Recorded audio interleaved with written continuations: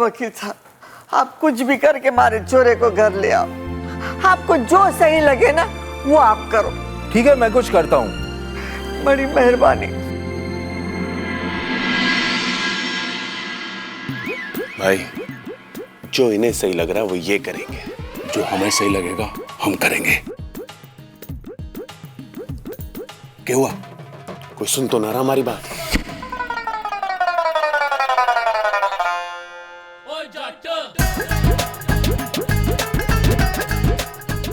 तुम्हारा बाप सुन रहा।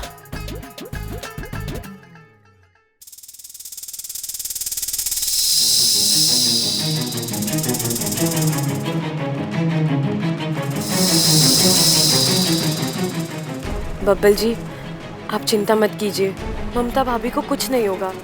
मैं उन्हें कुछ नहीं होने दूंगी। बस कुछ समय की बात है। बब्बल जी, बहुत जल्दी आप दोनों अपने घर में होंगे, आपके अपनों के साथ, और ये आपकी इच्छा का वादा है। अच्छा,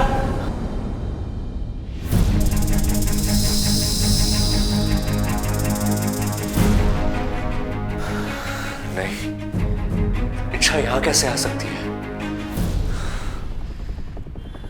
लेकिन जो मैंने अभी सुना, ऐसा लगा कि इच्छा मुझसे बात कर रही है, मुझे हिम्मत दे रही है। शायद मेरा वहम है। इच्छा का सिर्फ एहसास मुझे इतनी हिम्मत दे गया कि अब मुझे यकीन है कि ममता भाभी को कुछ नहीं होगा, कुछ नहीं होगा उन्हें।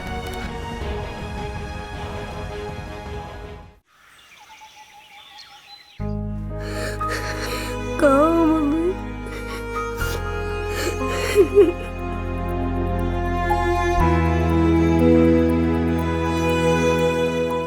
दादी, मुझे मम्मी की बहुत याद आ रही है। हाँ छोरा, हम सबको भी उसकी बहुत याद आ रही है। उसके बिना जीने की आदत ही ना है। दादी, मम्मी ऐसे अचानक क्यों चले गई? ऐसे मुझे लगता है मुझसे नाराज होकर चले गई। मैं हमेशा उन्हें तंग करता था ना, उनकी कोई भी बात नहीं मानता था, हमेशा मस्ती करता था। दादी, आज के बाद ऐसा कुछ भी नहीं करूंगा। एक गुड बॉय बनकर बताऊंगा। बस एक बार मम्मी वापस आ जाए। आ जाएगी छोरा, जरूर वापस आएगी। जिन हालात में वो होगी उन हालात से लड़कर वापस आएगी। क्योंकि बेटा, एक औरत तो हिम्मत हार सके, लेकिन एक माँ कभी हिम्मत नहीं हारती। हमारी आवाज उस तक पहुंचे ना पहुंचे, लेकिन तेरी आवाज जरूर उस तक पहुंचेगी। देख लेना छोरा, वो तेरी खातिर जरूर वापस आएगी।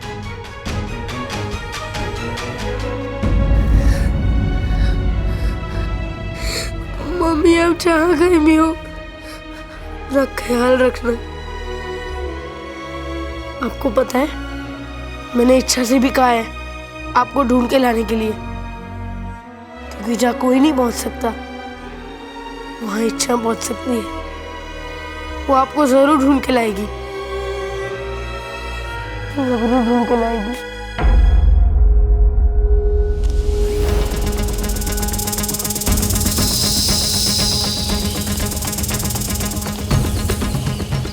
सातपुड़ा का जंगल, सरपेश ने तो यही जगह बताई थी। ममता दीदी यहीं कहीं होनी चाहिए, लेकिन इतने घने जंगल में ममता दीदी को ढूंढना यानी, लेकिन ढूंढना तो पड़ेगा। पप्पू को वादा जो किया है।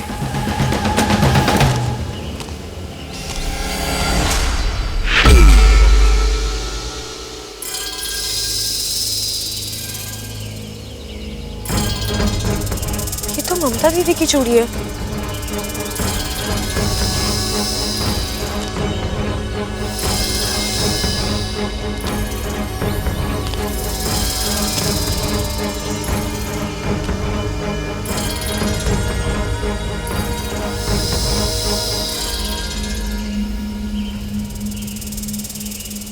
एक और चूड़ी। यानी ममता दीदी आस पास है।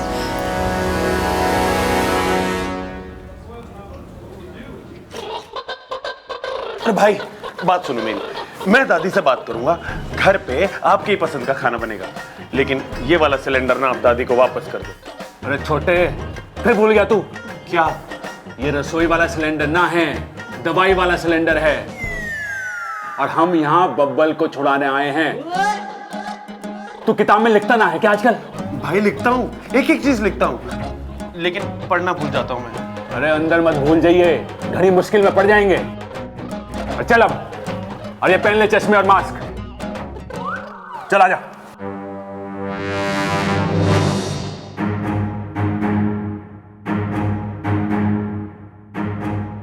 सलाम साहब। अरे अरे अरे अरे, कौन हो तुम लोग और बिना परमिशन के अंदर कैसे आ गए? अरे भाई, आपने जो मुझे बाहर समझाया था मुझे सब याद है।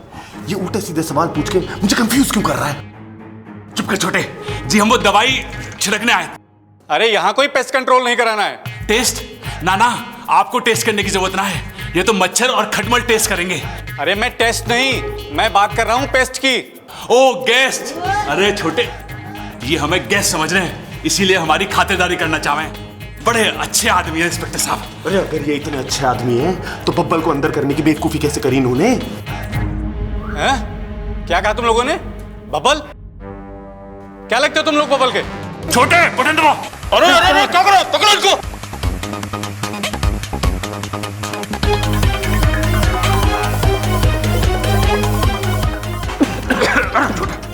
ये तुम लोग अच्छा नहीं कर रहे हो। बच्चा? अरे अब बच्चा बनने का कोई फायदा ना है, भुगतो। बटन दबाओ। डर गया। मैं तुम लोगों को अंदर कर दूंगा। छोटे,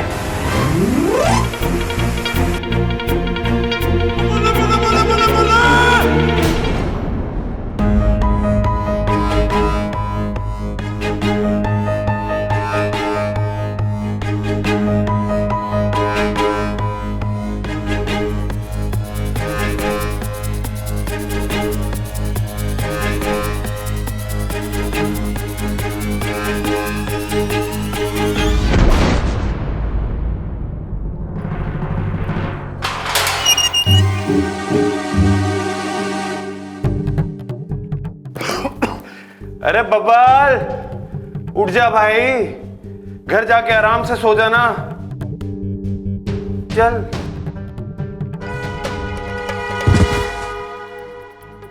ये देखो, ये भी सो गया। अरे हमारे घर में एक मैं ही हूं जिसे बेवक्त नींद ना आती।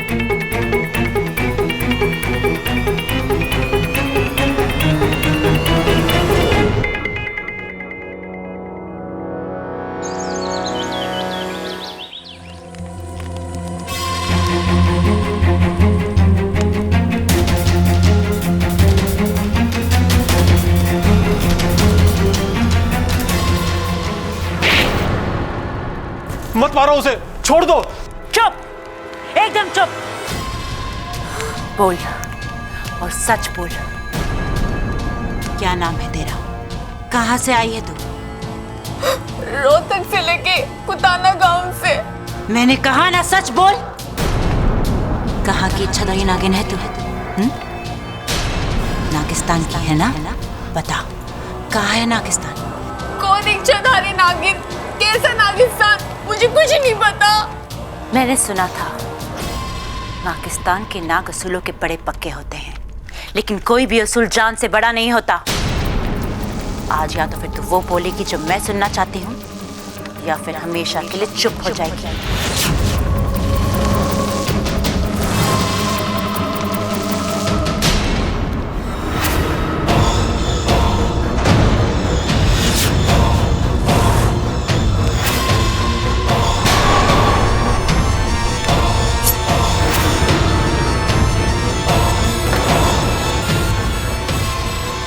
एक ही बात में तेरी विष्कृति बहार। अमृता, मेरा विश्वास करो। तुम क्या बोल रही हो? मेरी कुछ भी समझ में नहीं आ रहा। तुम मुझसे चाहती क्या हो? नागिस्तान का पता बता। विशाली, एक लड़की हमारी गुफा की तरफ बढ़ रही है और उसके साथ सैकड़ों नाग हैं। लगता है वो हमें खत्म करने के अभियान पर निकले हैं। मुझे लगता है कुछ गड़बड़ है। हमें हमारा ठिकाना बदलना होगा।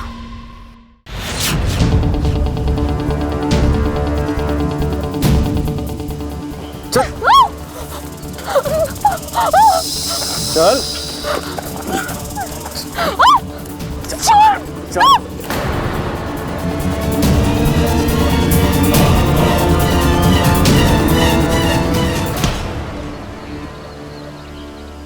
ममता दीदी,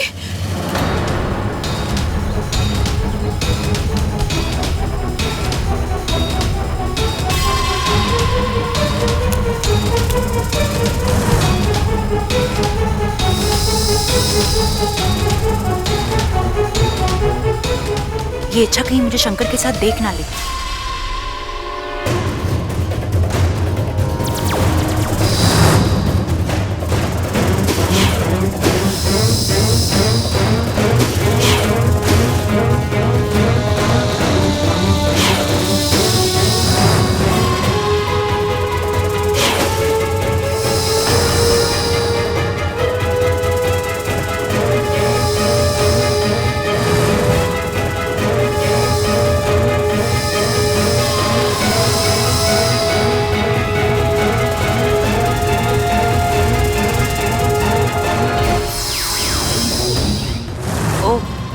तो ये इच्छाधारी नागिन है।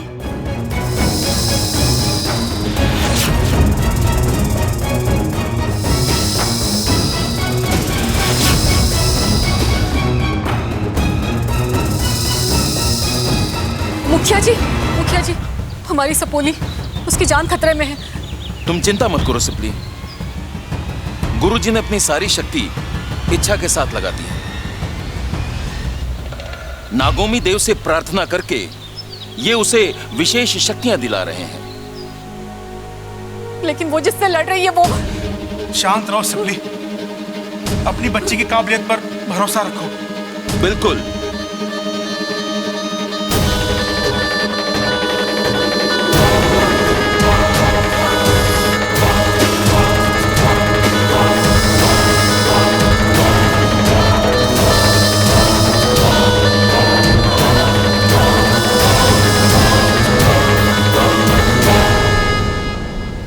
खतरा टल चुका है। इच्छा अब सुरक्षित है।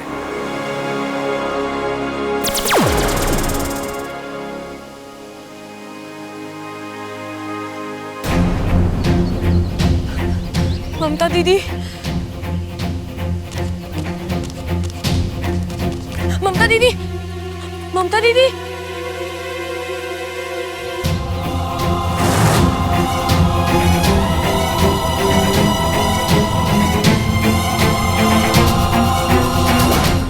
हो ना हो, ये इच्छा जरूर नागिस्तान की इच्छाधारी नागिन है। इसे कभी विशेलगढ़ में तो देखा नहीं, और अगर ये विशेलगढ़ की होती तो इंसानों के लिए अपनी जान इतने खतरे में नहीं डालती। ऐसा अच्छाई का बुखार तो सिर्फ नागिस्तान वालों को ही आता है। क्या करूं, इसे अभी कब्जे में लूं कि नहीं? इससे जबरदस्ती कुछ भी बुलवाना मुश्किल होगा। ये गैरों के लिए इतना लड़ती है तो अपनों के लिए जान दे देगी, पर कुछ बोलेगी नहीं। क्या सोच रही हो सिपली? खतरा भी टला नहीं है मुखिया जी। विशालगढ़ वालों को इच्छा का सच पता चल गया है। सिपली का डर सही है मुखिया जी। अब वो इच्छा को परेशान करेंगे और उसके जरिए हम तक पहुंचने की जरूर कोशिश करेंगे। ये इतना आसान नहीं है। विशालगढ़ और नागिस्तान दोनों अलग अलग प्रदेश हैं। यहाँ के नाग एक दूसरे को तब तक नहीं पहचानते जब तक वो एक दूसरे को अपना अपना रूप बदलते हुए ना देख ले। इसीलिए अगर विशालगढ़ का कोई भी इच्छा के आसपास भी हो तो भी इच्छा उसे पहचान नहीं पाएगी। तो फिर इसका हल क्या है मुखिया जी? जी मंत्री जी, आपने थाने फोन करवा दिया जी। बहुत बहुत शुक्रिया, धन्यवाद धन्यवाद। माँ, मंत्री जी ने पुलिस थाने फोन करा दिया, चिंता मत कर, सब ठीक हो जाएगा। अरे क्या जरूरत थी इन दोनों को वहां जाने की और अपनी अक्ल लड़ाने की? खुद की धोती तो संभाल ही ना जावे, चले दूसरे को सहरा पहनाने। अरे वाह, भोले हैं। भाई की जुदाई बर्दाश्त नहीं हुई तो चले गए, माफ कर दे। अरे मैं तो माफ कर दूं खड़क, लेकिन पुलिस को थोड़ी पता है कि दोनों कैसे बावले हैं। अगर ताव में आके कुछ उल्टा सीधा हो गया तो?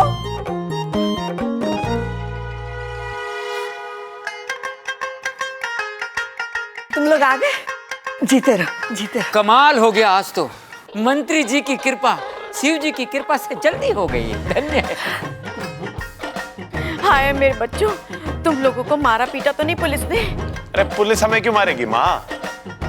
अरे तुम सब जेल में जो थे। अरे माँ, खेल में ना थे, जेल में थे हम। ए भाई, तेरी माँ भी तो यही कह रही है, चुप कर। अरे माँ, पिताजी हम सब बिल्कुल ठीक है। आपके एक फोन ने सारा काम आसान कर दिया। देखा? शुक्र है भगवान का, एक बला तो टली। बस अब ममता खैरियत से वापस आ जाए। कहाँ चली गई, कहाँ ढूंढे उसको? अरे अरे नाना भैया, कहाँ घुसे चले आ रहे हो? पता ना है घर में कितनी टेंशन चल रही है और तुम खटिया बेचने आ गए। चलो चलो चलो, ना चाहिए। प्रबल भैया ठीक से देखिए, ये सिर्फ खटिया नहीं है, खटिया पर आपकी बीवी भी है।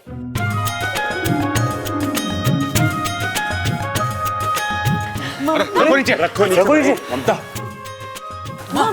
ममता। अच्छा मम्मी, आंखें क्यों नहीं खोल रही है? अप्पू, ममता दीदी बेहोश है, मैंने डॉक्टर को भी बुलाया, वो आते ही होंगे। लगता है ममता सो रही है। अरे भाई, बाहर इतनी ठंडी हवा चल रही है, भाभी को नींद आ गई होगी। आप आवाज दो, जरूर जाग जाएगी। भाग जाएगी? ना, फिर तो सोने दे इसे।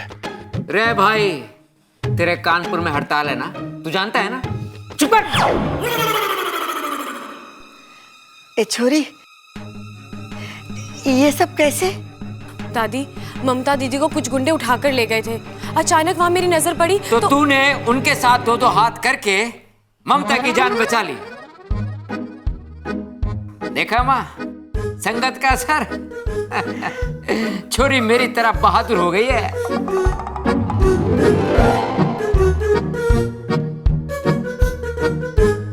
डॉक्टर साहब आ गए। अरे डॉक्टर साहब, आप यहाँ कैसे? आपको भी मेरी तरह भूलने की बीमारी हो गई है ना? आपका क्लिनिक तो वहां है, नुक्कड़ पे। अरे बावले, तू अपनी बातों से डॉक्टर को बेहोश करेगा क्या? डॉक्टर साहब, जरा देख के बताइए ना, हमारी बहू को क्या हुआ है?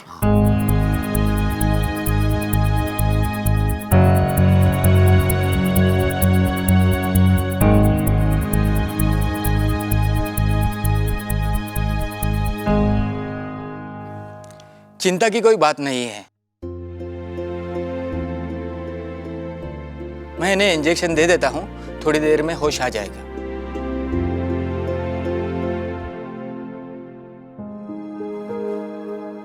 छोरी, और कितने एहसान करेगी हमारे परिवार पर? दादी, बड़ों के हाथ जोड़ते हुए नहीं, आशीर्वाद देते हुए शोभा देते हैं। छोरी, ये घर है ना, ईंट और पत्थर से ना बना है, रिश्तों से बना है। एक को भी आंच आवे ना तो पूरे परिवार की सांस अटक जावे। आज तूने ममता की जान बचाकर हम सबकी जान बचाई है। हमारे पास तुझे देने के लिए तो कुछ ना है, बस आशीर्वाद देती हूँ कि तेरे मन की मुराद पूरी हो और तू हमेशा खुश रहे। दादी, आपने मेरे सर पे हाथ रख दिया, बस मेरी सारी मुराद पूरी हो गई और मुझे कुछ नहीं चाहिए।